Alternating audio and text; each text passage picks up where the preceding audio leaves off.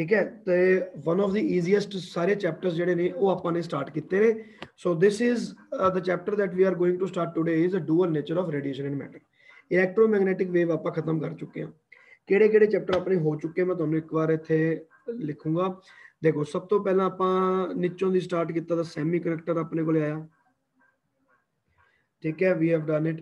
इस तो बाद आपने एटम, ठीक है, न्यूक्लियाई ये कंप्लीट कर चुके। उस तो बाद आप इलैक्ट्रोमैगनैटिक वेव कर चुके थे। हुण आप डूअल नेचर करांगे। आ जिहड़ा पार्ट है बेटा, ये पार्ट मतलब one of the easiest part they which count हुंदा है। ठीक है, तो जिहदे विच तुसीं ये कह सकते हो भी इहदे विचों दी like this is highly scoring part. Again and again इनू करो, अगेन एंड अगेन मेरे जिहड़े वीडियोज आपां बनाए उन्हां नूं अगेन एंड अगेन देखो ਤੇ ਉਹਦੇ ਨਾਲ ਸਟੇ ਕਰਨ ਦੀ ਕੋਸ਼ਿਸ਼ ਕਰੋ। ਠੀਕ ਹੈ ਨਾ, ਤਾਂ ਤੁਹਾਡੇ ਇਹਦੇ ਵਿੱਚੋਂ ਯੂ ਕੈਨ ਮੇਕ ਸ਼ੋਰ ਕਿ ਫੁੱਲ ਬਟਾ ਫੁੱਲ ਨੰਬਰ ਆ ਸਕਣ। ਜੇ ਤਕਰੀਬਨ 25 ਨੰਬਰ ਦਾ ਪੇਪਰ ਇਹਦੇ ਵਿੱਚੋਂ ਦੀ ਪੈ ਜਾਂਦਾ ਤਾਂ ਤੁਸੀਂ ਇਹ ਲਾ ਲਓ ਵੀ ਆਪਾਂ ਨੂੰ CBSE ਚੋਂ 23 ਨੰਬਰ ਚਾਹੀਦੇ ਹੁੰਦੇ 70 ਚੋਂ ਪਾਸ ਹੋਣ ਵਾਸਤੇ। ਤਾਂ ਜਿਹਨੇ ਪਾਸ ਹੋਣ ਦਾ ਮਾਰਕ ਹੈ ਉਹ ਮਾਰਕ ਆਪਾਂ ਇਹਦੇ ਵਿੱਚੋਂ ਦੀ ਨਾ 3-4 ਚੈਪਟਰਾਂ ਦੇ ਵਿੱਚੋਂ ਆਪਾਂ ਕਵਰ ਕਰ ਦਿੰਦੇ ਹਾਂ। ठीक है, हुण इस तो बाद जिहड़े चैप्टर रह जाणगे दे आर डिफिकल्ट चैप्टर्स, आपां ओह भी करांगे। ओके ओके लैवल ते सारे आपां करांगे ते तुसीं जिन्ना वधिया कर सको उन्ना अपने वास्ते बैटर है। But this is important for the students जिहड़े मिनिमाइज करना चाहुंदे आपदी मेहनत। ठीक है, चलो तो today we are going to start with dual nature of matter and radiation. तां इस चैप्टर दे विच अपने कोले की खास गल है देखो। हुण इस तों पहलां आपां ने की पढ़िया सीगा कि वट इज लाइट। जे मैं वट इज लाइट के उत्ते कॉन्सैप्ट पढ़ा तो 1675 ਦੇ ਵਿੱਚ ਨਿਊਟਨ ਨੇ ਇੱਕ ਥਿਊਰੀ ਦਿੱਤੀ that we called corpuscular theory। ਇਹਨੂੰ ਕਲਾਸੀਕਲ ਮਕੈਨਿਕਸ ਦੇ ਨਾਲ ਬਣੀ ਹੋਈ ਸੀ। Discrete system, the light was made up of the particles. ਫਿਰ ਉਸ ਤੋਂ ਬਾਅਦ ਆਪਣੇ ਕੋਲੇ ਆ ਗਏ ਹਾਈਗਨ ਥਿਊਰੀ। ਹੁਣ ਇਹ ਮੈਂ ਬਹੁਤ ਡਿਟੇਲ ਦੇ ਵਿੱਚ ਇੱਥੇ ਲਿਖਿਆ ਦੇਖੋ। ਇਹ ਆ ਗਿਆ ਜੀ ਹਾਈਗਨ ਥਿਊਰੀ 1678। वेव ऑप्टिक्स चैप्टर है one of the most difficult chapter. ਉਹਦੇ ਵਿੱਚ ਆਪਾਂ ਹਾਈਗਨ ਥਿਊਰੀ ਪੜ੍ਹਨੀ ਹੈ। ਮਕੈਨੀਕਲ ਵੇਵਸ ਵੇਵ ਥਿਊ ਇਹਨੇ ਕੀ ਕੀਤਾ, ਲਾਈਟ ਨੂੰ ਮਕੈਨੀਕਲ ਵੇਵ ਮੰਨਿਆ। ਇਹ ਕਹਿੰਦਾ ਕਿ light is a mechanical wave and for a mechanical wave we need a medium, and for medium we have these kind of formulas कि the velocity of the wave is given by this। ਇਹ ਹੋ ਜਾਂਦਾ ਆਪਣੇ ਵਾਸਤੇ string ਦੇ ਵਾਸਤੇ use ਹੁੰਦਾ ਹੈ T/m। ਇਹ ਚੋਂ ਆਪਾਂ ਯਾਦ ਨਹੀਂ ਕਰਨਾ, it's just an idea that we are trying to create। okay, ਜਿਹੜਾ ਕਿ ਤੁਹਾਨੂੰ ਪਹਿਲਾਂ ਤੋਂ ਹੀ ਹੋਇਆ ਹੋਇਆ। ਇਹਦੇ ਵਿੱਚ ਆਪਾਂ ਨੇ ਇੱਕ ਨਵਾਂ ਮੀਡੀਅਮ ਇੱਥੇ ਕ੍ਰੀਏਟ ਕੀਤਾ ਤੇ ਆਪਾਂ ਨੇ ਕਿਹਾ ਕਿ light is a mechanical wave ਤੇ ਲਾਈਟ ਦੀ ਸਪੀਡ ਆਪਣੇ ਕੋਲ experimentally found it was 3 × 10⁸ and it was not wrong. ਤੇ ਆਪਾਂ ਆਹ ਵਾਲਾ ਵੈਲੋਸਿਟੀ ਦਾ ਫਾਰਮੂਲਾ ਫਾਈਂਡ ਕੀਤਾ ਤਾਂ ਆਪਾਂ ਨੇ ਕਿਹਾ ਕਿ there has to be a medium for which the elasticity or the rigidity will be very high and density should be very very low। क्योंकि ये अपन 10⁸ चाहिए। मतलब ईटा बटा रो की जो मैं गल करा तो 10⁻16 तक जाऊगा ये चीज़ जो आप स्क्वेयरिंग करांगे।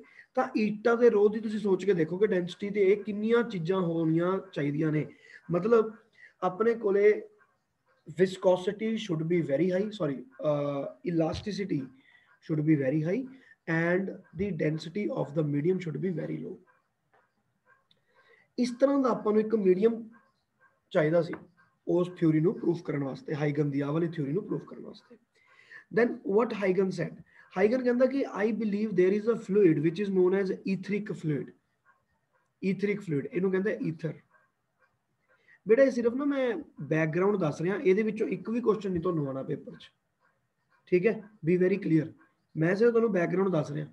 ईथर बन जाती है, कहता जी ईथरिक फ्लूइड है ना ये अपना एक फिक्टिशियस इमेजिनेटिव फ्लूइड है। वो कहते ये एज फ्लूइड होना चाहिए जिसकी डेंसिटी बहुत ज़्यादा लो है तो इलास्टिसिटी बहुत ज़्यादा हाई है। तो जे मैं इस तरह का कोई फ्लूइड बना ला under that case only the speed velocity of speed should be c. ठीक है, एक बार दोबारा देखते हैं आप। सब तो पहली थ्योरी वट इज लाइट के उत्ते आपां नूं थ्योरी दी सी न्यूटन ने। न्यूटन ने क्या कि corpuscular theory and light is made up of particles. Okay, तो ये पहली थ्योरी सी and this was very very minuscule theory. शुरू च डिलीट हो गई, मतलब जिवें आ रही है तो ये ऐ करके अपने कोले पार्टिकल्स होंगे है, बट ये बहुत ज़्यादा देर तक नहीं चली।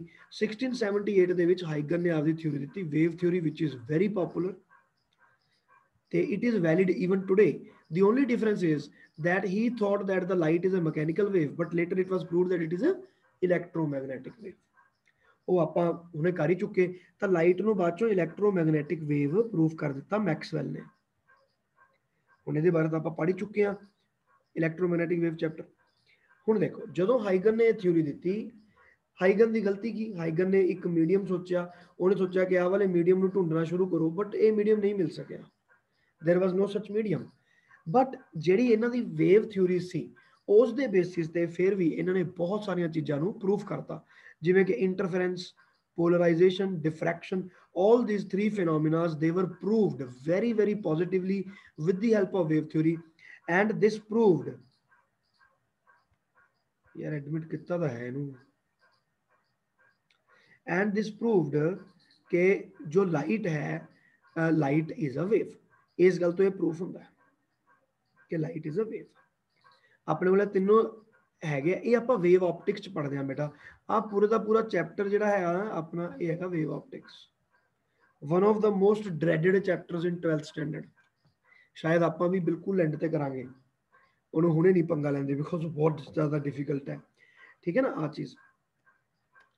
हुण जदों इन्होंने आ प्रूफ करता तो आपां नूं लग्गिया कि light is actually a mechanical wave, तो इस मीडियम की जिहड़ा अपने कोले ईथरिक फ्लूइड सीगा इहदी खोज शुरू हो गई।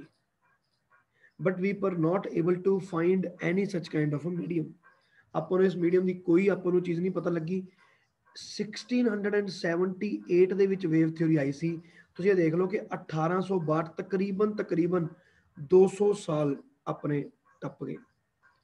200 साल तक बंदा सिर्फ ये मीडियम ढूंढता रहा, बट ये मीडियम इन्होंने नहीं मिलिया, तो बाद चो आपां ने इहनूं डिस्कार्ड करता थ्योरी नूं। आपां कहता कि this theory is wrong, light is not a mechanical wave. And in 1862 Maxwell proved that light is electromagnetic wave. इन्होंने इलैक्ट्रोमैग्नेटिक वेव का स्पैक्ट्रम भी बनाया, गामा रेज तो लैके रेडियो वेव तक, इंक्रीजिंग ते decreasing order of wavelength and frequency, ये तुहानूं पता है। So Maxwell said that light जिहड़ी हैगी है वेव तो हैगी है, but light is a non-mechanical wave। तो light is a non-mechanical wave, ये है electromagnetic wave। So light is a non-mechanical wave। Now when light is a non-mechanical wave, then what? ਹੁਣ ਇਹਦੇ ਕੀ ਪ੍ਰੋਪਰਟੀਜ਼ ਨੇ? ਉਹ ਕਹਿੰਦਾ ਇਹਦੀਆਂ ਪ੍ਰੋਪਰਟੀਜ਼ ਕੀ ਹੈ? ਨॉन ਮੈਕੈਨੀਕਲ ਹੋਣ ਦਾ ਮਤਲਬ ਹੈ no medium is required for the traveling। ਤਾਂ ਜਿਹੜਾ ਆਪਾਂ ਇੱਥੇ ਮੀਡੀਅਮ ਢੂੰਡਣ ਦੀ ਕੋਸ਼ਿਸ਼ ਕਰ ਰਹੇ ਹਾਂ ਇਹ ਬਿਲਕੁਲ ਹੀ ਬੇਕਾਰ ਅਟੈਂਪਟ ਹੈ। ਇਸ ਅਟੈਂਪਟ ਨੂੰ ਤੁਸੀਂ ਛੱਡ ਦਿਓ, ਦਿਸ ਇਜ਼ ਟੋਟਲੀ ਰੋਂਗ, ਠੀਕ ਹੈ ਨਾ। ਤਾਂ ਲੋਕਾਂ ਨੇ ਪੁੱਛਿਆ ਕਿ ਯਾਰ ਵੇਵ ਨੂੰ ਟਰੈਵਲ ਕਰਨ ਵਾਸਤੇ ਇੱਕ ਮੀਡੀਅਮ ਦੀ ਲੋੜ ਹੁੰਦੀ ਹੈ, ਤੇ ਤੁਸੀਂ ਕਹਿ ਰਹੇ ਹੋ ਕਿ ਉੱਥੇ ਇਹ ਜਿਹਾ ਕੋਈ ਮੀਡੀਅਮ ਨਹੀਂ ਹੈ। ਕਿਉਂ? ਉਹ ਕਹਿੰਦਾ ਕਿਉਂਕਿ ਇਲੈਕਟ੍ਰੋਮੈਗਨੈਟਿਕ ਵੇਵ ਨੂੰ ਟਰੈਵਲ ਕਰਨ ਵਾਸਤੇ ਕੋਈ ਵੀ ਮੀਡੀਅਮ ਦੀ ਲੋੜ ਹੁੰਦੀ ਹੀ ਨਹੀਂ। ਜਿਵੇਂ ਕਿ ਲਾਈਟ ਆਪਣੇ ਸਨ ਤੋਂ ਲੈ ਕੇ ਅਰਥ ਤੱਕ ਆਉਂਦੀ ਹੈ, ਐਂਡ ਵੀ ਨੋ ਦੈਟ ਉਹਦੇ ਵਿੱਚ ਆਪਣੇ ਕੋਲੇ ਸਪੇਸ ਪੈਂਦਾ ਤੇ there is no medium. Even then ਇਹ ਲਾਈਟ ਟਰੈਵਲ ਕਰਦੀ ਹੈ ਤੇ ਆਪਣੇ ਕੋਲੇ ਪਹੁੰਚ ਜਾਂਦੀ ਹੈ, it means that it can travel without medium.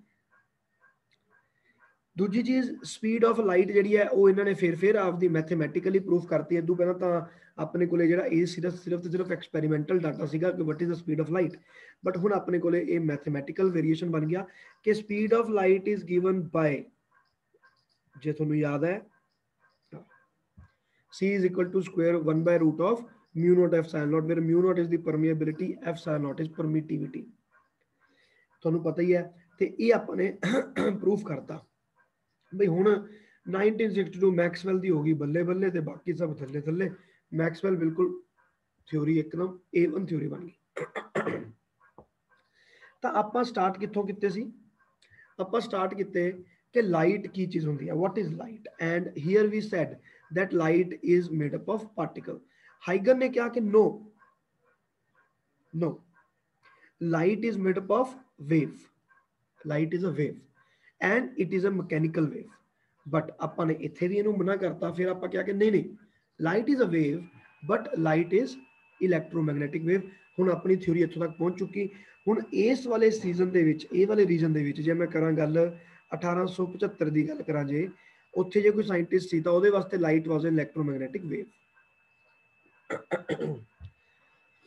But ਜ਼ਿਆਦਾ ਟਾਈਮ ਨਹੀਂ ਬਿਤਿਆ, ਬੜੀ ਹੀ ਜਲਦੀ ਦੁਬਾਰਾ ਇੱਕ ਗੜਬੜ ਹੋ ਗਈ। ਕੀ ਗੜਬੜ ਹੋ ਗਈ? ਹਰਟਸ ਵਾਜ਼ ਅ ਪਰਸਨ ਜਿਹੜਾ ਕਿ ਇੱਕ ਐਕਸਪੈਰੀਮੈਂਟ ਕਰ ਰਿਹਾ ਸੀ। ਉਹਨੇ ਐਲਸੀ ਔਸੀਲੇਟਰ, ਮੈਂ ਤੁਹਾਨੂੰ ਪਹਿਲਾਂ ਦੱਸਿਆ ਸੀ ਐਲਸੀ ਔਸੀਲੇਟਰ ਦੇ ਨਾਲ ਆਪਾਂ ਰੇਡੀਓ ਵੇਵਸ ਪੈਦਾ ਕਰਦੇ ਹਾਂ। ਐਲਸੀ ਔਸੀਲੇਟਰ ਦੇ ਨਾਲ ਹਰਟਸ ਨੇ ਇੱਕ ਐਕਸਪੈਰੀਮੈਂਟ ਕਰਕੇ ਦਿਖਾਇਆ ਤੇ ਉਹਨੇ ਕਿਹਾ ਕਿ yes, Maxwell is right, electromagnetic waves exist, the theory of Maxwell is correct. ਠੀਕ ਹੈ, ਹਰਟਸ ਨੇ 1887। But unfortunately in the same year with the same person ਇੱਕ ਨਵਾਂ ਇੱਕ ਇਫੈਕਟ ਆ ਗਿਆ ਜਿਹਨੂੰ ਆਪਾਂ ਨੇ ਕਿਹਾ photo electric effect, and this actually negated the theory of Maxwell, ਤੇ ਇਹਨੇ ਮੈਕਸਵੈਲ ਦੀ ਥਿਊਰੀ ਨੂੰ ਹੀ ਤੋੜਤਾ। So photo electric effect is the effect ਜਿਹਨੇ ਸਭ ਤੋਂ ਪਹਿਲਾਂ ਇਹ ਗੱਲ ਪ੍ਰੂਫ ਕੀਤੀ ਕਿ light is not a wave. ਮੈਂ ਦੁਬਾਰਾ ਰਿਪੀਟ ਕਰਦਾ, ਦੇਖੋ ਗੇਮ ਗੜਬੜ ਹੋ ਰਹੀ ਹੈ, ਧਿਆਨ ਨਾਲ। ਮੈਕਸਵੈਲ ਨੇ ਕਿਹਾ ਕਿ ਇਟ ਇਜ਼ ਵੇਵ, ਸਾਰਿਆਂ ਨੇ ਗੱਲ ਮੰਨ ਲਈ। ਹਰਟਸ ਨੇ ਐਕਸਪੈਰੀਮੈਂਟ ਕੀਤਾ ਐਲਸੀ ਔਸੀਲੇਟਰ ਨਾਲ, ਉਹਨੇ ਕਿਹਾ ਕਿ ਮੈਕਸਵੈਲ ਇਜ਼ ਰਾਈਟ। ਬਟ ਬੜੀ ਹੀ ਜਲਦੀ ਹਰਟਸ ਦਾ ਇੱਕ ਹੋਰ ਐਕਸਪੈਰੀਮੈਂਟ ਹੋ ਗਿਆ ਜਿਹਨੇ ਉਸ ਐਕਸਪੈਰੀਮੈਂਟ ਨੇ ਇਹ ਗੱਲ ਪ੍ਰੂਫ ਕਰਤੀ ਕਿ light is not a wave. Light cannot be a wave, ਕਿਉਂਕਿ ਜਿਹੜਾ ਇਹ ਵਾਲਾ ਫਿਨੋਮੀਨਾ ਹੈ ਇਹ ਵੇਵਸ ਦੀ ਫੀਚਰ ਨਹੀਂ ਹੈਗਾ ਬਾਈ ਜੀ। ਫੋਟੋ ਇਲੈਕਟ੍ਰਿਕ ਇਫੈਕਟ ਕੀ ਹੁੰਦਾ ਆਪੋ ਇਸ ਚੈਪਟਰ ਚ ਪੜਾਂਗੇ ਨਾ। What is photo electric effect ਉਹ ਆਪਾਂ ਹੁਣ ਦੇਖਾਂਗੇ। ਬਟ ਫੋਟੋ ਇਲੈਕਟ੍ਰਿਕ ਇਫੈਕਟ ਜਿਹੜਾ ਹੈ ਉਹ ਵੇਵ ਨੇਚਰ ਦੇ ਅਗੇਂਸਟ ਖੜਾ ਹੋ ਜਾਂਦਾ ਹੈ। ਤਾਂ photo electric effect became one of that corner stones ਜਿਹਨੇ ਮੈਕਸਵੈਲ ਦੀ ਥਿਊਰੀ ਦੇ ਉੱਤੇ ਸਭ ਤੋਂ ਵੱਡਾ ਰੋੜਾ ਬਣ ਗਿਆ। ਉਹਨੇ ਕਿਹਾ ਕਿ ਮੈਕਸਵੈਲ ਦੀ ਥਿਊਰੀ ਬਾਈ ਜੀ ਡਾਊਟਫੁਲ ਹੈ, ਇਹਨੂੰ ਤੁਸੀਂ 100% ਸਮਝੋ, 100% ਕਰੈਕਟ ਨਾ ਸਮਝੋ। But nobody could explain it ਕਿ ਵਾਟ ਇਜ਼ ਇਟ। ਸਾਰੀ ਦੁਨੀਆ ਡਾਇਲਮਾ ਚਲੀ ਗਈ। 1890 ਦੇ ਵਿੱਚ ਗੜਬੜ ਹੋ ਗਈ। Now we don't know what is light again. ਕੋਈ ਕਹਿੰਦਾ ਪਾਰਟੀਕਲ ਹੈ, ਕੋਈ ਕਹਿੰਦਾ ਵੇਵ ਹੈ, ਉਹ ਫਿਰ ਡਿਬੇਟ ਛਿੜ ਗਈ। ਹੁਣ ਉਦੋਂ ਬਾਅਦ ਆਪਣੇ ਕੋਲੇ ਕੀ ਹੁੰਦਾ ਨਾ, ਇਦੋਂ ਅੱਗੇ ਦੀ ਕਹਾਣੀ ਆਪਾਂ ਸੁਣਾਂਗੇ। ਬਟ ਉਦੋਂ ਪਹਿਲਾਂ ਆਪਾਂ ਨੂੰ ਇਹ ਸਮਝਣਾ ਪਏਗਾ ਕਿ what is photo electric effect. ਹੁਣ ਤੁਸੀਂ, ਮੈਂ ਇਸ ਚੈਪਟਰ ਨੂੰ ਪੜਾਉਂਦਾ ਨਾ ਬੇਟਾ, ਇਸ ਤਰੀਕੇ 'ਚ ਪੜਾਉਣਾ ਕਿ ਤੁਸੀਂ ਐਜ਼ ਏ ਸਾਇੰਟਿਸਟ ਸੋਚਦੇ ਹੋ, ਤਾਂ ਹੁਣ ਤੁਹਾਨੂੰ ਐਜ਼ ਏ ਸਾਇੰਟਿਸਟ ਸੋਚਣਾ ਹੈ। ਹੁਣ ਆਪਾਂ ਦੇਖਾਂਗੇ ਕਿ ਯਾਰ ਐਕਚੁਅਲੀ ਆਪਣੀ ਹੁਣ ਤੱਕ ਇੱਥੋਂ ਤੱਕ ਗੱਲ ਹੋ ਚੁੱਕੀ ਹੈ ਕਿ ਲਾਈਟ ਇਜ਼ ਇਲੈਕਟ੍ਰੋਮੈਗਨੈਟਿਕ ਵੇਵ। ਤਾਂ ਐਸਾ ਫੋਟੋ ਇਲੈਕਟ੍ਰਿਕ ਇਫੈਕਟ 'ਚ ਕੀ ਸੀਗਾ ਕਿ ਜਿਹਨੇ ਆਹ ਵਾਲੀ ਥਿਊਰੀ ਨੂੰ ਗਲਤ ਪ੍ਰੂਫ ਕੀਤਾ। Now we are going to think like a scientist. Okay ਬੇਟਾ, ਇੱਥੋਂ ਤੱਕ ਗੱਲ ਸਮਝ ਲੱਗ ਗਈ? ਸਾਰੇ ਰੇਜ਼ ਹੈਂਡ ਕਰੋ ਜਿਨ੍ਹਾਂ ਨੂੰ ਗੱਲ ਕਲੀਅਰ ਹੋ। Raise your hand. ਹਰਸ਼ ਨੂੰ ਸਮਝ ਲੱਗ ਗਈ ਜੀ। ਅੱਗੇ ਐਡਵਿਨ, ਵੈਰੀ ਗੁੱਡ। ਮੋਹਿਤ ਤੇ ਸੁਮਿਤ। ਆਰੀਅਨ ਕਿਉਂ ਨਹੀਂ ਆਇਆ? ਇਹਦੇ ਵਿੱਚ ਨਾ ਅਟੈਂਡੈਂਸ ਵੀ ਲਾਉਣਾ ਹੋਵੇ, ਲਾਉਣ ਵਾਲੀਆਂ ਚੀਜ਼ਾਂ ਹੋਣੀਆਂ। ਚਲ, so it means that everybody now understands what we have said till now। ਬੇਟਾ ਹੁਣ ਆਪਾਂ ਸਟਾਰਟ ਕਰਦੇ ਹਾਂ photo electric effect. This is really important. 1905 ਆਇਆ ਸੀ। ਹੁਣ ਦੇਖੋ, experiment was conducted by Hertz, Lenard and there were many other people।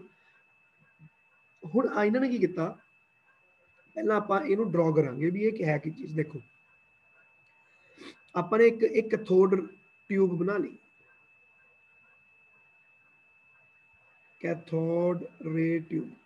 ਇਹਦੇ ਵਿੱਚ ਕੀ ਹੁੰਦਾ, ਇੱਕ ਸ਼ੀਸ਼ੇ ਦੀ ਟਿਊਬ ਬਣੀ ਹੋਈ ਹੈ and there is this anode and there is this cathode।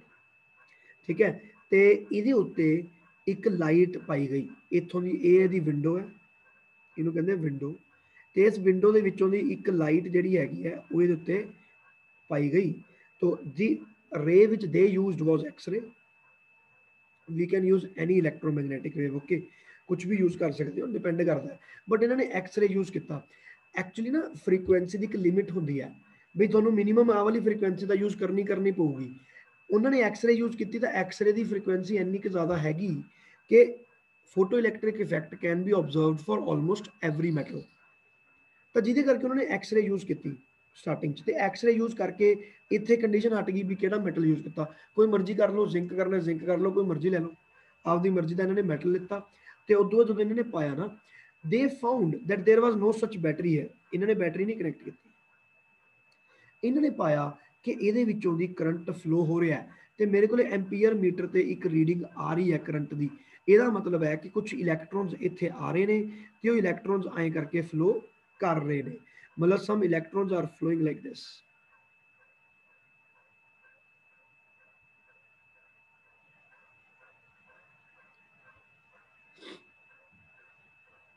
ਇਹ ਬੜੀ ਹੈਰਾਨੀ ਦੀ ਗੱਲ ਹੈ ਵੀ ਜਦੋਂ ਮੈਂ ਬੈਟਰੀ ਨਹੀਂ ਲਗਾਈ ਤੇ ਆਪਣੀ ਵਾਇਰ ਦੇ ਵਿੱਚ ਕਰੰਟ ਕਿਵੇਂ ਚੱਲ ਗਿਆ, ਜਦੋਂ ਕਿ ਇੱਥੇ ਆਪਾਂ ਨੇ ਬਹੁਤ ਦੋਨਾਂ ਦੇ ਵਿੱਚ ਬਹੁਤ ਲੰਬਾ ਗੈਪ ਸੀ ਆਪਣੀ ਟਿਊਬਲਾਈਟ ਵਾਂਗੂ।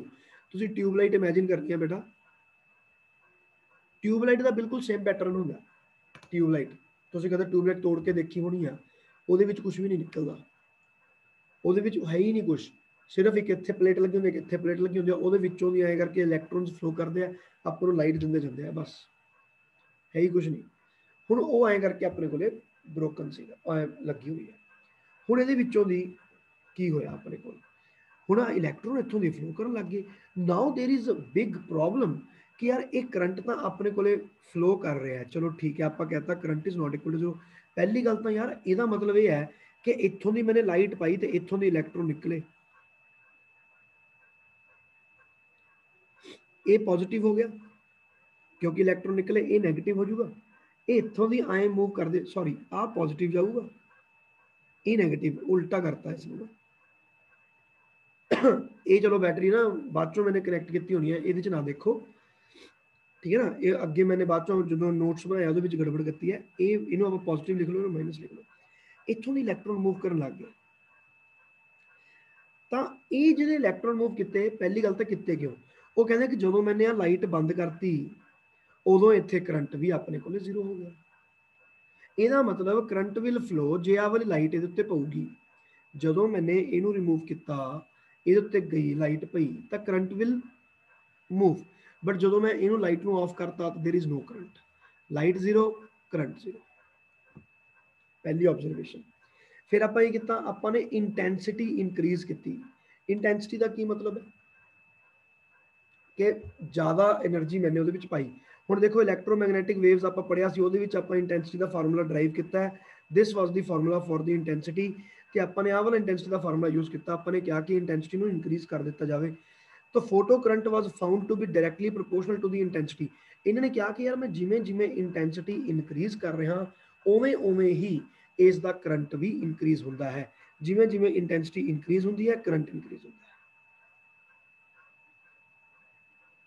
ਹਾਇਰ ਦੀ ਇੰਟੈਂਸਿਟੀ ਹਾਇਰ ਦੀ ਕਰੰਟ, ਹਾਇਰ ਦੀ ਇੰਟੈਂਸਿਟੀ ਹਾਇਰ ਦੀ ਕਰੰਟ, ਆਹ ਚੀਜ਼ ਆਪਣੇ ਕੋਲੇ ਬਣਦੀ ਹੈ। ਇਸ ਦਾ ਗੱਲ ਕਲੀਅਰ ਬੇਟਾ, ਦਿਸ ਇਜ਼ ਫਰਸਟ ਆਬਜ਼ਰਵੇਸ਼ਨ।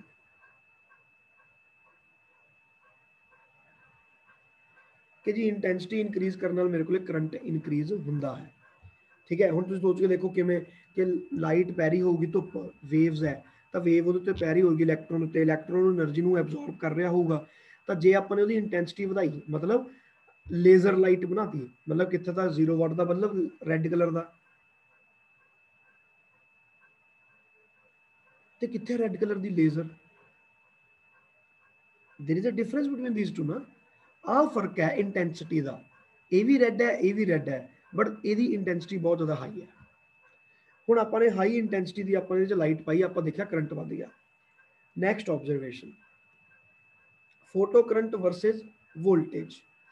तो फोटो करंट वर्सेज वोल्टेज के विच जे आपां देखिए, ये मैं तुहानूं एडिट करके दोबारा अपलोड कर दूंगा, चैक कर लियो, ठीक है। Photo current versus voltage, voltage मतलब वो कहते तुसीं ऐं करो यार हुण ना बैटरी ला लो, ਹੁਣ ਆਪਾਂ ਪਹਿਲਾਂ बैटरी लगाई तो बैटरी लाई तो पहला मैंने ਐਂ करके बैटरी लाई, ਜਦੋਂ ਐਂ ਲਾਈ बैटरी तो ਇਹਨੂੰ पॉजिटिव करता ਇਹਨੂੰ नैगेटिव करता, ਤਾਂ ਆਪਾਂ ਨੇ ਦੇਖਿਆ ਕਿ ਕਰੰਟ ਓਬਵੀਅਸਲੀ ਇਹਦੇ ਵਿੱਚੋਂ ਇਲੈਕਟ੍ਰੋਨ ਆਉਣ ਲੱਗ ਗਏ ਭੱਜ ਭੱਜ ਕੇ, ਤਾਂ ਕਰੰਟ ਦੀ ਵੈਲਿਊ ਵਧ ਗਈ, ਠੀਕ ਹੈ।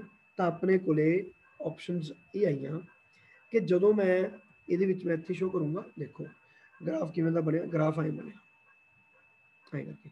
ਉਹ ਕਹਿੰਦੇ ਜਦੋਂ ਮੈਂ ਵੋਲਟੇਜ ਵਧਾਈ ਗਿਆ ਤਾਂ 0 ਵੋਲਟੇਜ ਲਾਈ ਉਦੋਂ ਮੇਰੇ ਕੋਲ ਇੰਨਾ ਕਰੰਟ ਆ ਰਿਹਾ ਸੀਗਾ, ਜਦੋਂ ਮੈਂ बैटरी नहीं लाई at that time also the current was not equal to 0, यही तो अपन को प्रॉब्लम सी। बट ਜਦੋਂ मैं बैटरी लाई तो करैक्ट बैटरी लाई तो करंट की वैल्यू वधी, बट आफ्टर सम टाइम ये बिल्कुल सैचुरेशन हो गया।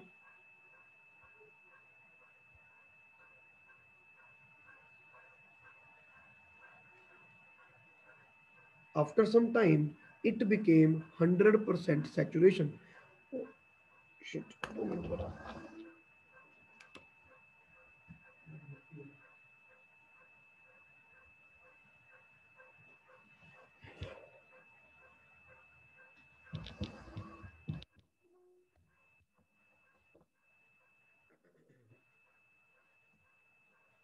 ठीक है ना।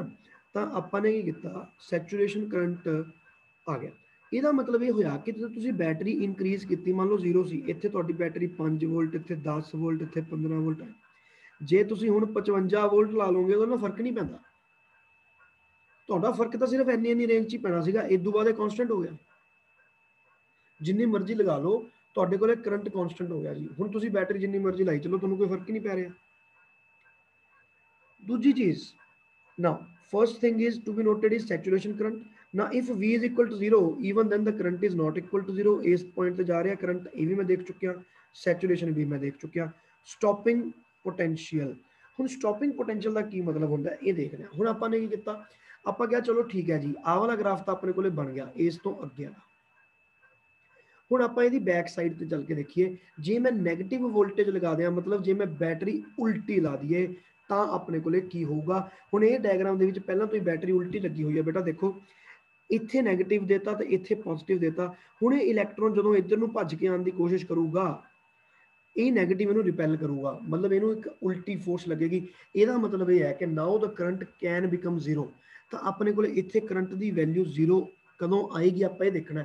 ਧੀਰੇ ਧੀਰੇ ਧੀਰੇ ਆਪਾਂ ਵੋਲਟੇਜ ਵਧਾਉਣ ਲੱਗੇ, ਜਿਵੇਂ ਮੈंने ਪੁੱਠੀ ਲਗਾਈ -5 ਕਰੰਟ ਘਟ ਗਿਆ, -10 करंट और घट गया, -15 करंट 0 हो गया। So this is called stopping potential. Sir आपका नेटवर्क गया। ओहो,